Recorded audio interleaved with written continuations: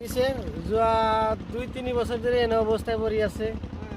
আমি বহুতবাৰ মোৰ বিধায়ক সাহেবক জনাইছিলোঁ, কিন্তু এতিয়ালৈকে কোনো কাম কৰা নাই।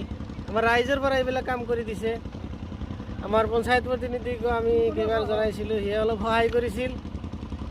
আৰু এই ৰাস্তা দি আমাৰ নাৰায়ণগাঁও হায়াৰ ছেকেণ্ডেৰী স্কুল আৰু ৰয়েল একাডেমীৰ ষ্টুডেণ্ট সদায় অহা যোৱা কৰি থাকে।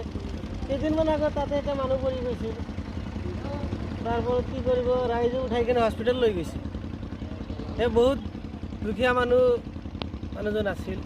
আৰু আমাৰ এই ব্ৰিজটো ভাল কৰি দিবলৈ আমি মাননীয় মুখ্যমন্ত্ৰী মহোদয়ক অনুৰোধ জনাইছোঁ। আৰু আমাৰ বিলাসীপাৰা 26 বিলাসীপাৰা পশ্চিম সমষ্টিৰ বিধায়ক মহোদয়কো আমি অনুৰোধ জনাইছোঁ যে অনতি পলমে আমাৰ এই ব্ৰিজখন ভাল কৰি দিয়ে আৰু আমাৰ এই অৰ্ধ অঞ্চলৰ মানুহক অহা যোৱাৰ কাৰণে সুবিধা কৰি দিয়ে যেন। কিমান মানুহ অহা যোৱা কৰে? আৰু ইয়াতে হিচাপ নাই, আমি হিচাপ দিব নোৱাৰিম। চহৰ অঞ্চলৰ বহু মানুহ আছে ইয়াত। এই ৰাস্তা দি বিলাসীপাৰাও যায় মানুহ, বিলাসীপাৰা পৰা আহে। আৰু আমাৰ এই নাৰায়ণগাঁৱত 2টা স্কুল 3টা স্কুল আছে, আমাৰ এইফালে স্কুল আছে। ইয়াৰ ছাত্ৰ অহা যোৱা কৰে। আমি বেছি এতিয়া দুখিত যে আগতে মানুহে তলফাল দি অহা যোৱা কৰিছিল, এতিয়া যাব নোৱাৰে। কিমান দিনৰ পৰা চিফটি নাই? কিমান দিনৰ পৰা এই ব্ৰিজখনৰ চিফটি নাই? 3-4 বছৰমানৰ পৰা এনেকুৱা অৱস্থাই আছে। ব্ৰিজটো বনোৱাৰ পিছতে আমি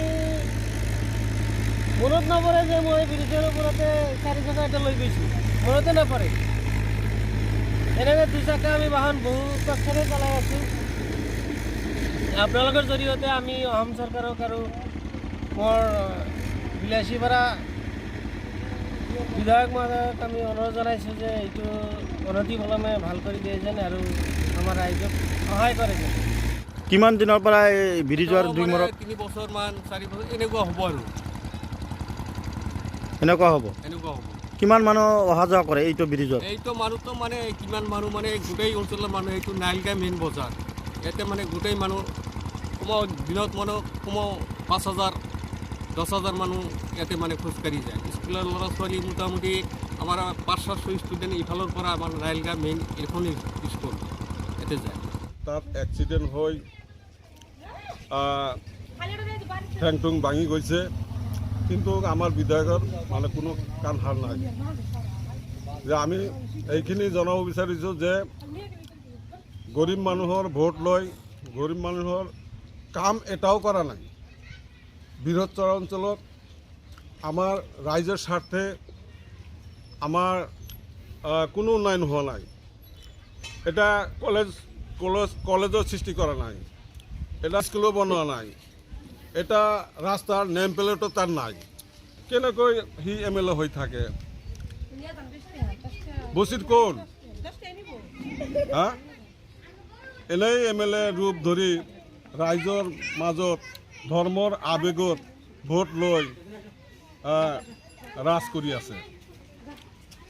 এইখিনি ক'ব বিচাৰোঁ যে সকীয়াই দিছোঁ যে পৰৱৰ্তী দিনত আগত দিনত আপুনি এইবিলাক কলেজ স্কুল যিবিলাক আমাৰ চৰাঞ্চলৰ উন্নয়ন ৰাস্তা ঘাট সম্পূৰ্ণ ক্লিয়াৰ কৰি তাৰপিছত আপুনি ভোট বিচাৰি আহিব, অন্যথা আমি চৰাঞ্চলত সোমাব নিদিম। আৰু কেইটামান ব্ৰিজ আছে এই ব্ৰিজৰ? মুখ্যমন্ত্ৰী মহোদয়ক কৰ্ণগোচৰ কৰিছোঁ যে আমাৰ বিলাসীপাৰা পশ্চিম সমষ্টিৰ চৰ অঞ্চলৰ যিবিলাক ব্ৰিজ বনোৱা হৈছে ব্ৰিজত কিন্তু ঠিকাদাৰে এইবিলাক এপ্ৰ'চ কৰি দিয়া নাই, বৰ্ডাৰ ফিচিং দিয়া নাই, যাৰ জৰিয়তে আমাৰ চৰ অঞ্চলৰ মানুহবিলাক দুৰ্দশাত ভুগি আছে।